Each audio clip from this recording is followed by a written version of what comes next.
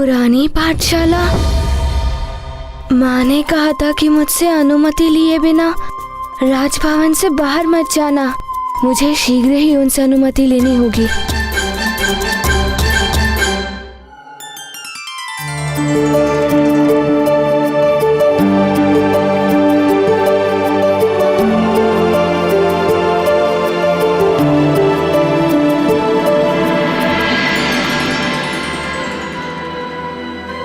अरे दाई माँ, आप दूध लेकर यहाँ आ गई?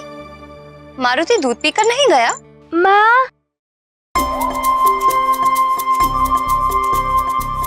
माँ, क्या मारुति प्रतियोगिता के लिए राजभवन से बाहर? पहले मारुति आज्ञाकारी बालक की तरह दूध पिएगा, तत्पश्चात माँ मारुति की कोई भी बात सुनेगी। अरे, आज मारुति अंजन भी लगवाना भूल गया। सेविका, अंजन की डिबिया लाओ तो।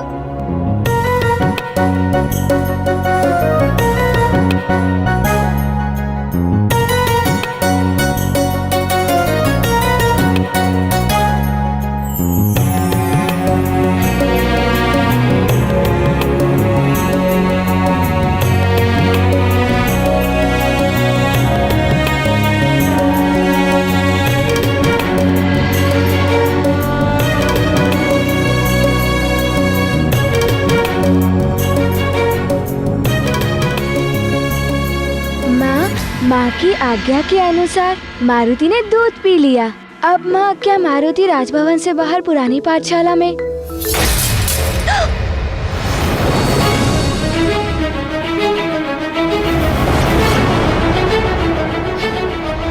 हर हर महादेव, ये दर्पण तो। रुक जाइए आर्यपुत्र।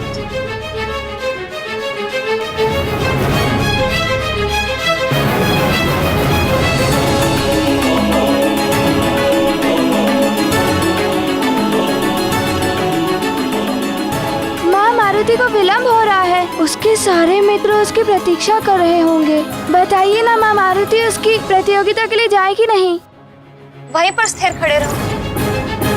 यदि तुम्हारा पाँव कांच के टुकड़े पर पड़ गया ना तो तुम आहत हो सकते हो। माँ, अनुमति। हाँ हाँ, जाओ, बाहर जाओ। माँ, मारुति जाए ना? हाँ, तुम जाओ पुत्र, मैं कांच उठवा रही हूँ। माँ, आप कितने अच्छे हो।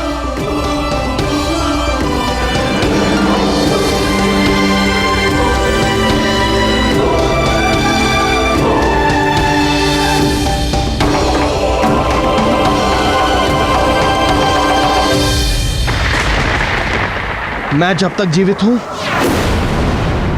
आपको मैं ये भूल नहीं करने दूंगा।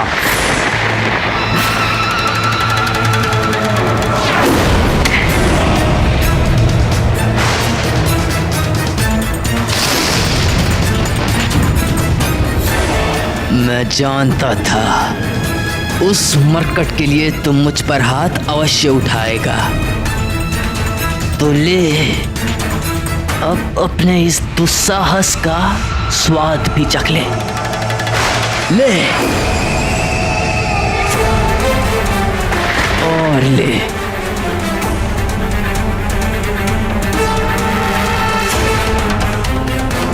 मुझ पर हाथ उठाएगा कपटी, देशद्रोही, दुराचारी।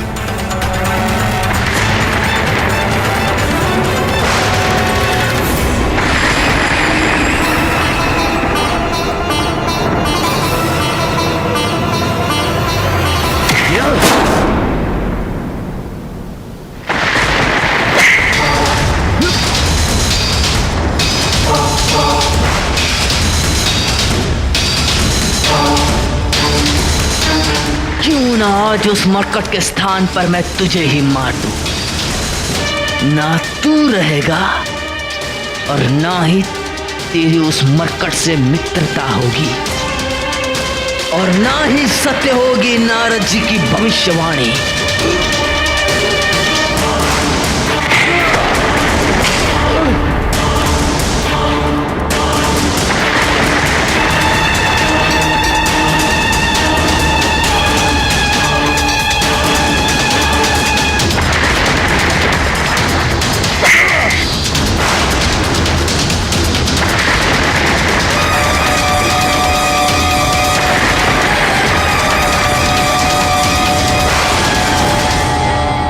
बस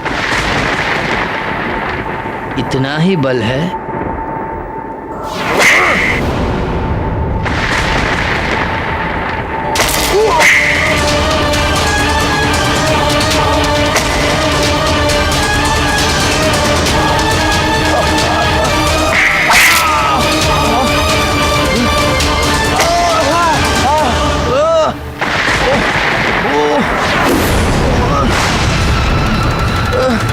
अभी तो बस हाथ उठा है मेरा, और अभी से ये दशा है तुम्हारी।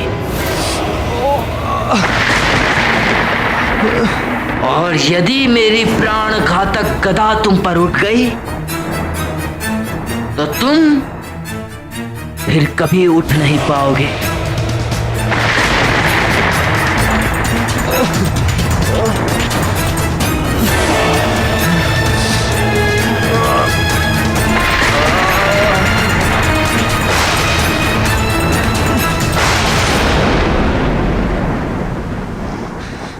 मुझे जितना मारना है मार लो भैया,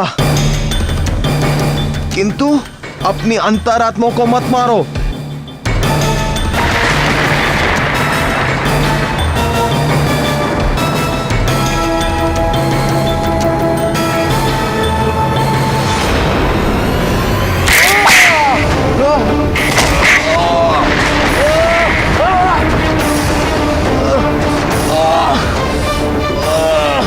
नहीं चाहिए मुझे तुम्हारा ज्ञान धूर्त पाखंडी।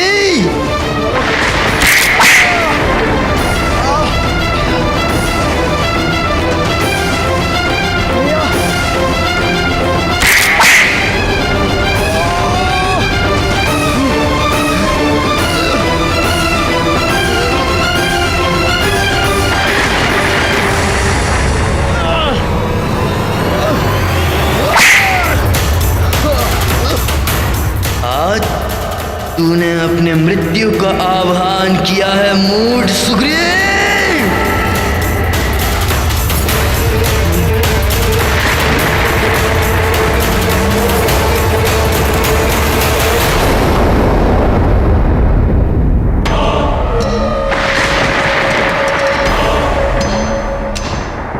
किसी निहत्थे और विक्षिप्त पर शस्त्र उठाना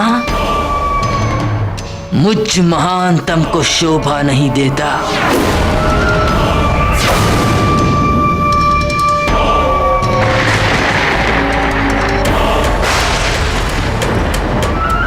मुझे रोकने चला था।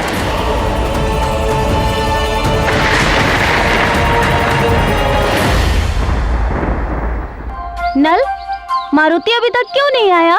मैं भी यही विचार कर रहा हूँ मित्र। मारुति तो एक पालक है, वो कहीं रास्ता तो नहीं भटक गया? हमें उसे अपने साथ ले आना चाहिए था।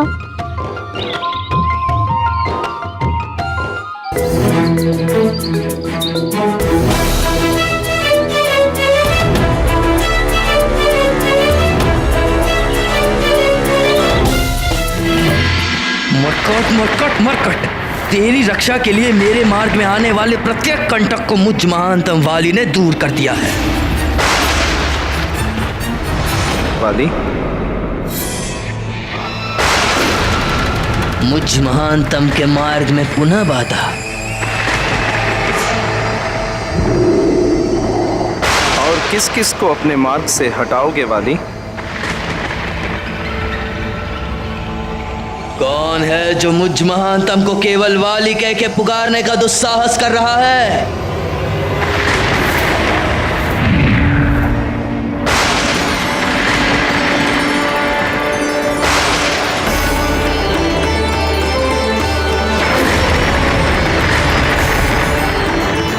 आप? हाँ, मैं इंद्रदेव। मेरे अंश से जन्म लेने के कारण एक प्रकार से मैं आपका महानतम पुत्र और आप मेरे पिताश्री हुए,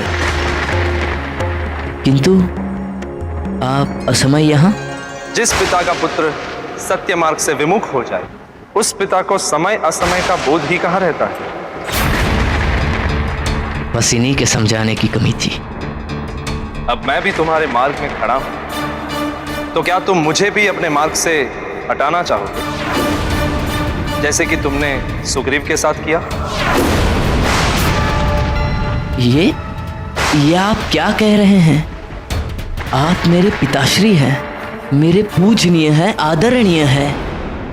आदरणीय, पूजनीय, कदाचित तभी तुमने अभी तक मुझे प्रणाम नहीं किया।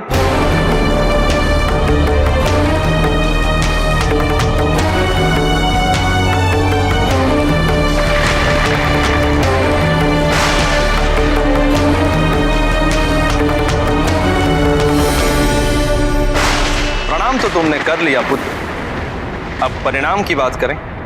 परिणाम? आप किस परिणाम की बात कर रहे हैं पिताश्री? मैं तुम्हारे दुष्कर्मों के परिणाम की बात कर रहा हूं वाली। महानतम वाली कहिए पिताश्री। एक छोटे बालक की हत्या की योजना करने वाला कभी भी महानतम नहीं कहला सकता वाली। तुम मुझसे कभी भी कुछ नहीं छुपा सकते, क्योंकि मैं तुम्हारे मन और कुबुद्धि में चल रहे सभी दुर्विचारों को भली भांति पढ़ सकता हूं। केसरी पुत्र का जन्म भगवान आशुतोष के अनुग्रह से हुआ है, उसे अकेला छोड़ दो, अन्यथा परिणाम अत्यंत भयंकर होगा। युद्ध की चिंता करने वाले योद्धा को महानतम वाली कायर मानता है। आप व्यर्थ ही मेरी चिंता ना करें पिताश्री। पिता होने के नाते तुम्हारे हित और अनहित की चिंता करना मेरा कर्तव्य ही नहीं, मेरा अधिकार भी है। यदि तुमने अकारण केसरी पुत्र को कोई भी हानि पहुंचाई, तो स्वयं मैं देवराज इंद्र भी विधाता के प्रकोप से तुम्हारी रक्षा नहीं कर पाऊंगा।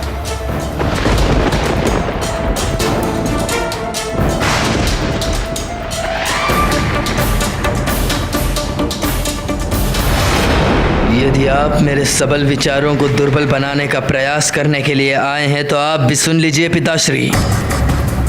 अपने हित अहित की चिंता करने का सामर्थ्य आपके इस महानतम पुत्र में है।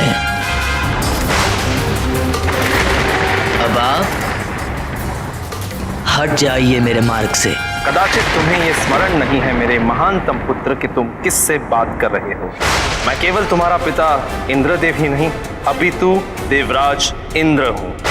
कदाचित आपको भी अनुमान होगा कि मैं भी देवराज इंद्र का महानतम पुत्र वाली हूं, जिसने कभी भी पराजित होना सीखा ही नहीं।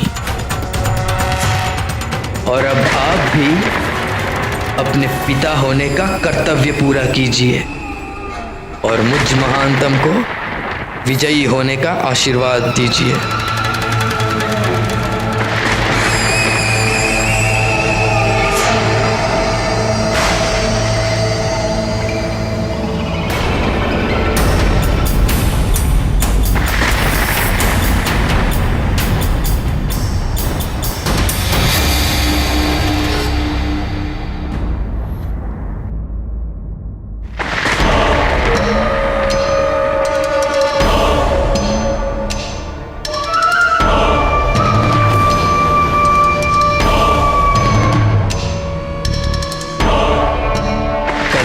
आपने मुझे विजयी होने का आशीर्वाद ना देकर अच्छा ही किया, क्योंकि आज जीत मेरी ही होगी और उसका श्रेय भी मुझे ही जाएगा। संसार ये तो नहीं कहेगा कि आपके दिए हुए आशीर्वाद के कारण ही मैं जीत गया।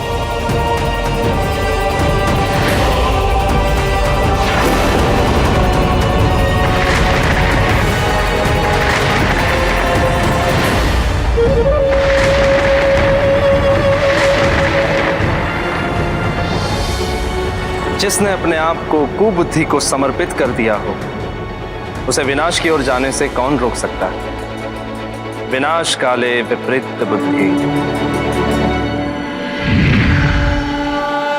हमें और विलंब नहीं करना चाहिए नील।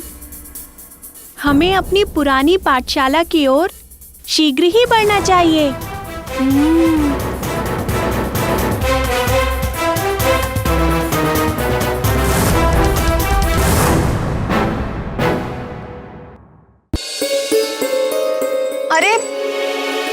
पुनः मारुति को अंजन लगाना भूल गई।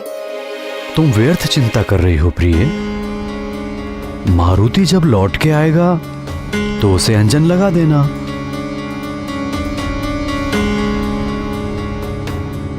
किंतु कुदृष्टि का टीका भी।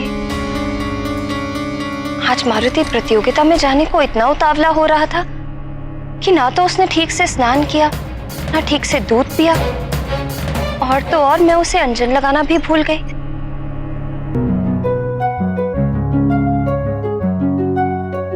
तुम कहो तो मारुति को अभी बुलावा भेजता हूँ प्रिय, ताकि तुम उसे अंजन लगा के चिंता मुक्त हो जाओ।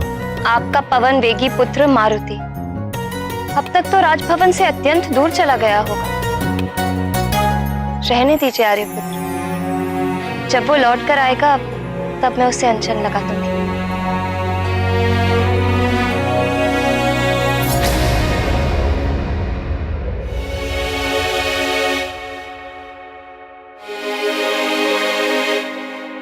माँ, मारुति जाए ना? हाँ तुम जाओ पुत्र, मैं कांच उठवा रही हूँ। माँ, आप कितने अच्छे हो। न जाने क्यों आज मेरा मन बहुत विचलित हो रहा है। अंजना को अपने पुत्र मारुति की सुरक्षा की चिंता थी, वहीं वाली अपने भविष्य की चिंता से ग्रस्त था, और मायावी दानव वृक्षासुर अपने शत्रु केसरी नंदन को किसी भी स्थिति में अपना आखेट बनाने की चिंता में व्याकुल था। और सुग्रीव को चिंता थी अपने भाई वाली की, जो निरंतर अधर्म के मार्ग की ओर अग्रसर था। चिंताओं के उस भंवर में केवल एक मारुति का हृदय ही था जो चिंता मुक्त था। मारुति का निश्चल हृदय तो प्रतियोगिता के स्मरण मात्र से ही प्रफुल्लित हो रहा था, और प्रतियोगिता में विजय प्राप्ति के लिए अपना श्रेष्ठ प्रदर्शन करने के साथ साथ मारुति उसका भरपूर आनंद भी लेना चाहते थे।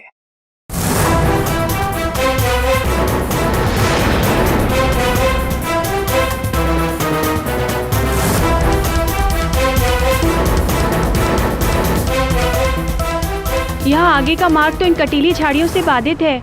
अब क्या उड़कर हम पुरानी पाठशाला जाएंगे?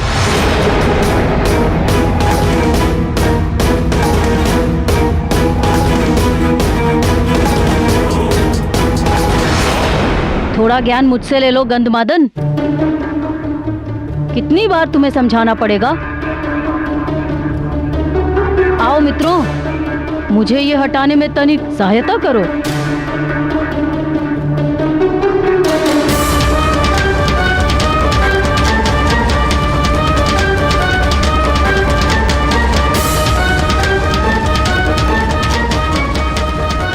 तो कौन कह रहा था यहाँ से आगे जाने का मार्ग नहीं है?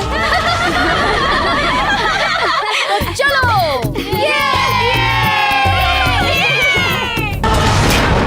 आजा केसरी नंदन, मेरा आनंद धन आया।